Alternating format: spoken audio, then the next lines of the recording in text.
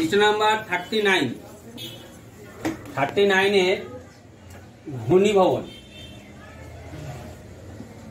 কি করেছে, একটা কাঁচের গ্লাস নিয়েছে, বরফ রেখে দিয়ে, তোমরা লক্ষ্য করেছো স্টিলের গ্লাসটা লক্ষ্য করেছো, দেখবা যে কাঁচের গায়ে বা স্টিলের গ্লাসের গায়ে এরকম জলীয় বাষ্প জলকণা জমে গেছে। কেন হলো?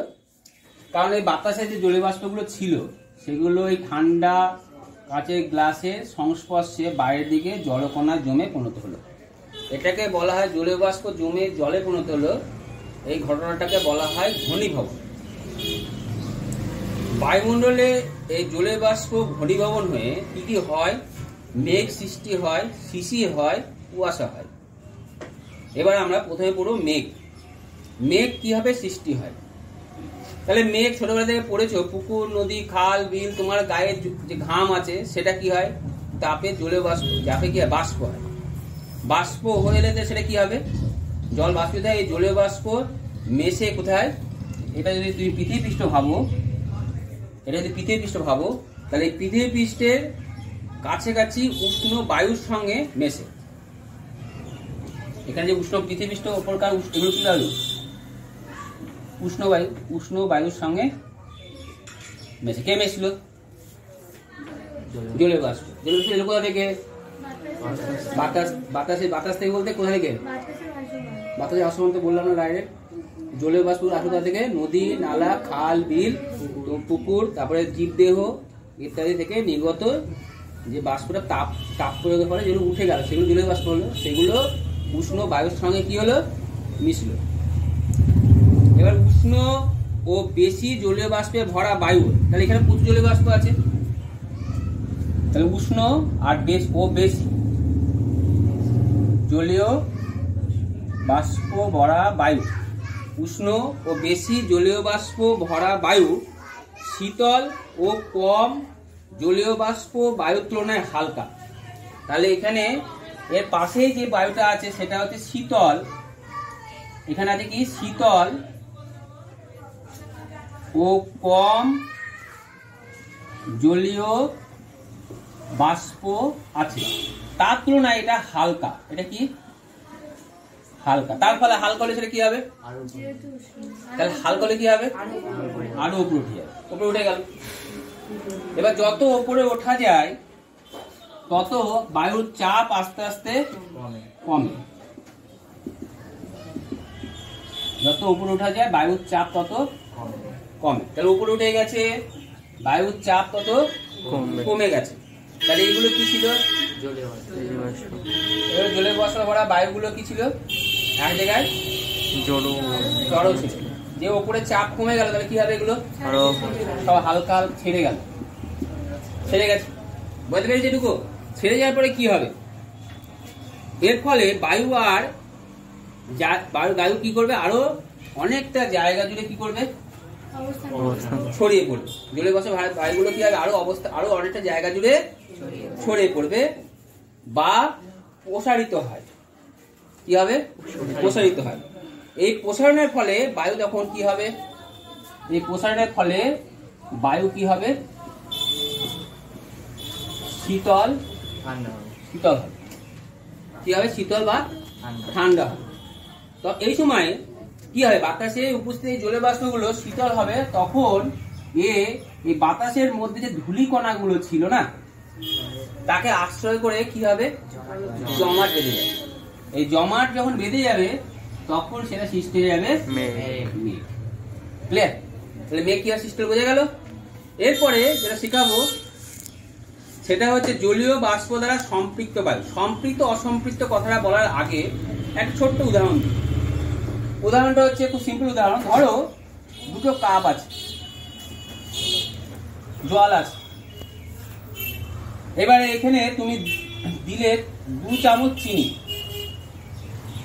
আর এখানে দিলে 1 চামচ চিনি, আর এই জায়গা দিলে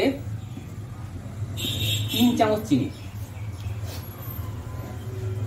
তোমাকে 2 চামচ চিনি দিলে এইটুকু জলে তোমার চিনি জলের মধ্যে যেটুকু মিশে থাকা দরকার সেইটুকু হয়েছে এক্সাক্ট। তাহলে বলা যায় এই জলটা চিনি দ্বারা সম্পৃক্ত হয়ে গেছে। এটা হচ্ছে সম্পৃক্ত, বেশিও নয় কমও নয়, সমান হয়, যেটুকু থাকা দরকার সেইটুকুই আছে।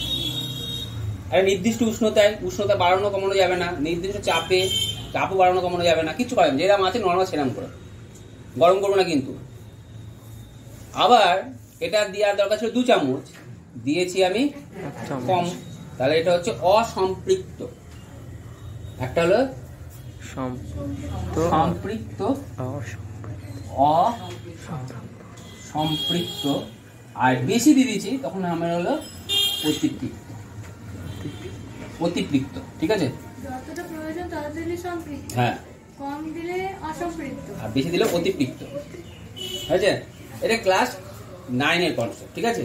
এবার আমার বইয়ে যেটা দেওয়া আছে সেটা হচ্ছে বাতাস জলীয় বাষ্প দ্বারা সম্পৃক্ত। মানে কি, একটা বাতাসে ধরো এইটুকু একটা অঞ্চলে বাতাস আছে, যতটা জলীয় বাষ্প থাকা দরকার সেইটুকু জলীয় বাষ্প আছে, তার মানে কি বাতাস জলীয় বাষ্প দ্বারা সম্পৃক্ত। তাই যদি সেই সময় কি স্থির রাখতে বলেছিলাম, উষ্ণতা, তাহলে একটা নির্দিষ্ট উষ্ণতায় নির্দিষ্ট পরিমাণ বায়ুতে, এই পরিমাণ বায়ুতে যে সবচেয়ে বেশি যতটা পরিমাণ জলীয় বাষ্প থাকতে পারে, সবচেয়ে বেশি যতটা পরিমাণ জলীয় বাষ্প থাকতে পারে তা দিয়ে সেটা পরিপূর্ণ হয়ে আছে।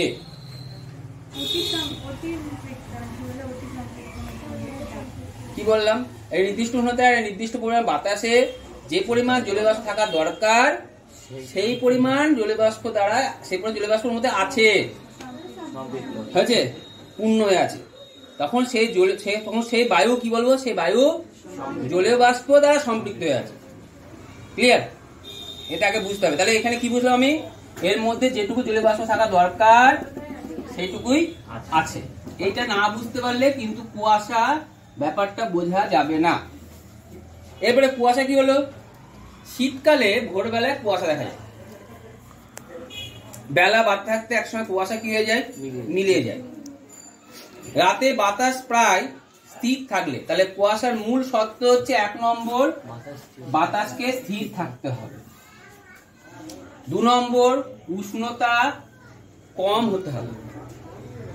গরমকালে তো কুয়াশা পড়ে না, শীতকালে পড়ে, উষ্ণতা কি হতে হবে, কম হতে হবে। 3 নম্বর বাতাসে যে পরিমাণ জলীয় বাষ্প থাকা দরকার, মানে বাতাসে জলীয় বাষ্প থাকতে হবে, তত থাকতে হবে না, বাতাসে জলীয় বাষ্প থাকতে হবে, তাহলে কুয়াশা ভালো। প্রতিদিন কুয়াশা কিন্তু পড়ে না, শীতকালে প্রতিদিন কুয়াশা পড়ে, কুয়াশা পড়ে না, বাতাসে কি থাকতে হবে, জলীয় বাষ্প থাকতে হবে। নেক্সট, তাহলে ভূপৃষ্ঠের কাছাকাছি কি হয়, শীতকালে ভোরবেলায় কুয়াশা দেখা যায়, তাই তো? রাতে বাতাস স্থির থাকলে তো প্রথম শর্ত কি বললাম, বাতাস স্থির থাকতে হবে, উষ্ণতা কম হতে হবে, আর জলীয় বাষ্প কি হতে হবে, বাতাসে যথেষ্ট পরিমাণ জলীয় বাষ্প থাকতে হবে। এবারে কি ঘটনা ঘটবে, এবার তাহলে অনেকটা শীতকালে হঠাৎ করে বাতাসের টেম্পারেচার কি, যত রাত বাড়ে উষ্ণতা আস্তে আস্তে কি হয়, কল করে না কমে, উষ্ণতা কমে তো, উষ্ণতা কমলে পরে কি, এখন জানতে হবে যে এটা তোমার ঘটনা ঘটে, তোমাকে বলে দিই।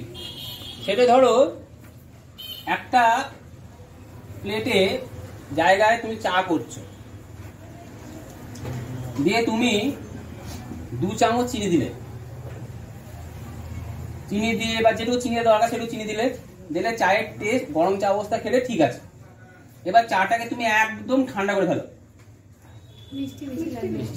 দেখবে যে ওপরে খুব ভালো করে দেখলে লক্ষ্য করে দেখা যাবে যে ওপরে যে চাটা আছে সেটা অত বেশি মিষ্টি নয়, যত নিচের দিকে যাওয়া যাবে চায়ের মিষ্টিটা আস্তে আস্তে আস্তে আস্তে বাড়ে। এটা গেল। বাড়িতে সবাই মাংস খেয়েছো, খাও, মাংস দেখবে যখন গরম অবস্থা থাকে তখন এর টেস্ট ভালো লাগছে। এবার ঠান্ডা অবস্থা মাংস খেতে হবে, ফ্রিজ থেকে ঢুকিয়ে, ফ্রিজে ঢুকিয়ে বের করতে হবে, এরপরে খেতে হবে। কি দেখা যাবে, ওপরের মাংসটা কোনো টেস্টই নেই, কিন্তু নিচে যে ঝোলটা ছিল না সেটা দেখো খুব লবণ বেশি। তার মানে কি, উষ্ণতা কমালে লবণটা তলায় আস্তে আস্তে আস্তে আস্তে তৃতীয় পড়ে। তাহলে এই কনসেপ্টে এখানে লাগায় শীতকালে উষ্ণতা কমে গেল, বাতাসে যে পরিমাণ জলীয় বাষ্প ছিল সেটা সম্পৃক্ত হয়েছিল, উষ্ণতা কমলো, তখন বাতাসে জলীয় বাষ্পটা আস্তে আস্তে কি হবে? কোথায় পড়বে? মাটির ওপরটা চলে আসবে, তাই তো? মানে মাটির ওপর লেভেলে চলে আসবে। তখন ও কি করবে? বাতাসে থাকা ধূলিকণাগুলো যেগুলো আছে তাকে আশ্রয় করে জমাট বেঁধে যাবে। জমাট বেঁধে ভূপৃষ্ঠের ওপরে কি হবে? একটা কুয়াশা সৃষ্টি হবে। একেই বলা হয় কুয়াশা। ক্লিয়ার? তাহলে আমার ধুলো বালি আমার কোথায় বেশি থাকে? গ্রামে থাকে না শহরে থাকে? শহরে। শহরে শিল্পাঞ্চলে বেশি ধুলো থাকে। তাহলে শিল্পাঞ্চলে বেশি কুয়াশা দেখা যায়। কেন দেখা যায়? শিল্পাঞ্চলে ধুলোবালির পরিমাণটা অনেক বেশি হয়, শিল্পাঞ্চলে কুয়াশা দেখা যায়। তাহলে বেলা বাড়ার সঙ্গে সঙ্গে কুয়াশা আস্তে মিলে যায় না? কেন মিলে যায়? বেলা বাড়ার সঙ্গে সঙ্গে কি হবে? উষ্ণতা, এই অঞ্চলে উষ্ণতা বেড়ে গেল, ফলে উষ্ণতা বেরিয়ে যেতে যায়। আবার এই ঘটনা ঘটে, কি ঘটনা? উষ্ণতা বাড়িয়ে দাও, তাহলে চিনিগুলো আবার কি হয়? চারিদিকে তাহলে বাতাস আর জলীয় বাষ্প দ্বারা কি হবে? বাতাস জলীয় বাষ্প ভরিত ছিল, যেটা ছিল আগে আটকে, সেটা আস্তে আস্তে চারিদিকে ছড়িয়ে যায়, মিশে যাবে। তাহলে কুয়াশা আস্তে আস্তে আস্তে মিলে যায়। এবারে ঘটনা বললো যে এবার শিশির কি করে হয়? তাহলে কুয়াশা এতক্ষণ পর্যন্ত ভেসে বেড়াচ্ছিল, যদি উষ্ণতা আরো ঠান্ডা হয়ে যায়, এবার এই অবস্থায় এই জায়গাটা করে ধরো একটা তোমার পাতা আছে, এই জায়গাটা, তাহলে এই পাতার উপরে কি হবে? জলবিন্দুগুলো এখানে কি হবে? জমা হবে, তখনই কি হবে? শিশির সৃষ্টি হবে। তাহলে লেখা আছে, শীতকালে ভোরবেলা ঘুম থেকে উঠে গাছের পাতা বা ঘাসের ডগায় শিশির জমে থাকতে তোমরা অনেকে দেখেছো। সন্ধ্যেবেলা শিশির পড়ে না, অথচ গভীর রাতে ভোরের দিকে শিশির পড়ে কেন? দিনের বেলায় সূর্যের তাপে ভূপৃষ্ঠের কাছাকাছি থাকা থেকে বস্তুগুলো উত্তপ্ত হয়, ফলে বস্তু সংলগ্ন বায়ু কি হবে? উত্তপ্ত হবে। দিনের বেলায় পৃথিবীর তাপ ছাড়ে আর সূর্যাস্তের পর সূর্য থেকে আর তাপ আসে না, অথচ ভূপৃষ্ঠ কন্টিনিউয়াস তাপ বর্জন করতেই থাকে। ক্লিয়ার? দিনের বেলাতে ভূপৃষ্ঠ গরম হচ্ছিল, তার সঙ্গে তাপ ছাড়ছিল। রাত্রিবেলা কি হলো? সূর্য নেই, ভূপৃষ্ঠ তাপ নিচ্ছে না, শুধু তাপ কি করছে? ছাড়ছে। তার ফলে ভূপৃষ্ঠ উষ্ণতা আস্তে আস্তে কমছে। তখন পৃথিবী সেই অংশে এখন দিনের চেয়ে এই জায়গাটা কি বেশি ঠান্ডা না গরম? ঠান্ডা হতে শুরু করে। ফলে ভূপৃষ্ঠ সময় বায়ুমণ্ডল ধীরে ধীরে কি হবে? এগুলো ঠান্ডা হবে। ঠান্ডা যদি হয়, উষ্ণতা কমে থাকলে এক সময় ভূপৃষ্ঠ সংলগ্ন বায়ুগুলো জলীয় বাষ্প দ্বারা, তখন জলীয় বাষ্প কি ছিল? এখানে ছড়িয়ে ছিল, উষ্ণতা কমলো, জলীয় বাষ্প দ্বারা কি হলো? সম্পৃক্ত হয়ে গেল। সম্পৃক্ত মানে কি? যে পরিমাণ থাকা দরকার সেই পরিমাণ জলীয় বাষ্প হলো, আরো রাত হলো, তাহলে উষ্ণতা আরো কমলো, তখন সেটা কি হয়ে গেল? তখন সেটা কি হবে? তখন এটা আস্তে আস্তে কি হয় বলো? থিতিয়ে ভারী হয়ে যাবে। জলীয় বাষ্প ভারী হয়ে গিয়ে তলায় আস্তে আস্তে কি হবে? থিতিয়ে পড়বে। থিতিয়ে পড়ে কি সৃষ্টি হবে? শিশির। জলীয় বাষ্প জমে কি সৃষ্টি হবে? শিশির। এই শিশির পড়ার জন্য উপযুক্ত অবস্থা তৈরি করতে হতে বেশ কিছু সময় লাগে। তাই সন্ধ্যেবেলায় শিশির পড়ে না, সবসময় রাত্রেবেলা শিশির, রাত্রে বা ভোর রাত্রের দিকে শিশির পড়ে। ঠিক আছে? এটা ঘুরতে অনেক সময় লাগে, তাই না? তার জন্য শীতকালে ভোরের দিকে কুয়াশা পড়ে, সন্ধ্যাবেলা কিন্তু কুয়াশা পড়ে না। আগে শিশির পড়ে না দিনের সন্ধ্যেবেলার দিকে, ভোর রাতের দিকে শিশির পড়ে। আগে কুয়াশা হবে, তারপরে আস্তে আস্তে আস্তে আস্তে আস্তে উপযুক্ত উষ্ণতা পেলে পারে আস্তে আস্তে শিশির। কুয়াশা আলাদা জিনিস, শিশির আলাদা জিনিস, মেঘ আলাদা জিনিস। কিন্তু কুয়াশা আর মেঘের মধ্যে পার্থক্য আছে। কুয়াশা হচ্ছে নিচের দিকে, ভূপৃষ্ঠের নিচের দিকে অংশটাকে বলা হয় কুয়াশা। এই কুয়াশা যদি ওপরে চলে যায় তখন সেখানে মেঘ বলা হয়। তাহলে ঊর্ধ্ব আকাশের কুয়াশাকে বলা হয় মেঘ। এক কথায় বলতে গেলে ঊর্ধ্ব আকাশের কুয়াশা কি? এক টাইপের মেঘ। বুঝতে পারলাম?